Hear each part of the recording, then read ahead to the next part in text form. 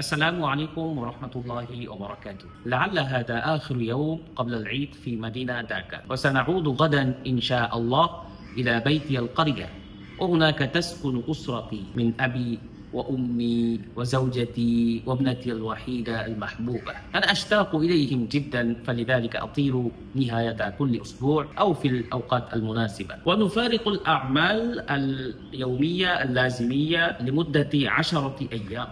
10 أيام هذه مدة طويلة لا شك فيها. هل نقضيها في تصفح فيسبوك أو هل نقضيها في الاستمتاع والتلذذ فقط؟ لا، إذا قضينا كذلك فنتحسر ونتأسف، هذا لا يناسب وهذا لا ينبغي.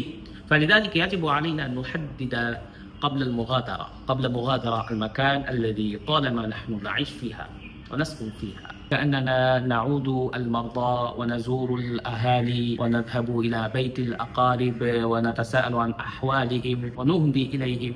هذه أعمال خيرية لا شك فيها، ولكن أثناء ذلك يمكن أن نستفيد بوجوه. هيا نتبين واحدا تلو الآخر. يمكن أن نستفيد من فيديو العربية، ويمكن أن نتعلم أنواع مختلفة من العلوم، فإننا نضيع الوقت في هذه الوقائع لقلة الحدود قبل البداية।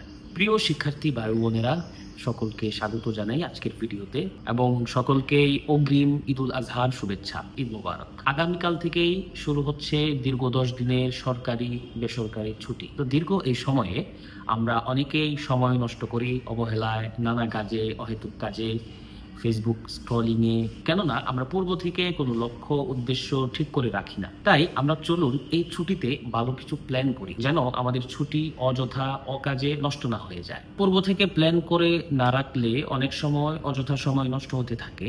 সারা বছর অন্য সময় কাজে থাকলেও এই সময়টা আমরা পাই আনন্দ উপভোগ করার জন্য। তবে এই কাজগুলোর পাশাপাশি স্কিল ডেভেলপমেন্টেও কাজ করতে পারে। যেমন ধরুন, যারা আরবি ভাষা শেখা শুরু করেনি এখনো কিন্তু শেখার পরিকল্পনা করছে, তারা কারো তত্ত্বাবধান থেকে কিছু কাজ নিয়ে নিতে পারে যে এই ছুটিতে কি করতে পারি। যেমন কিছু শব্দার্থ মুখস্থ করা যায়।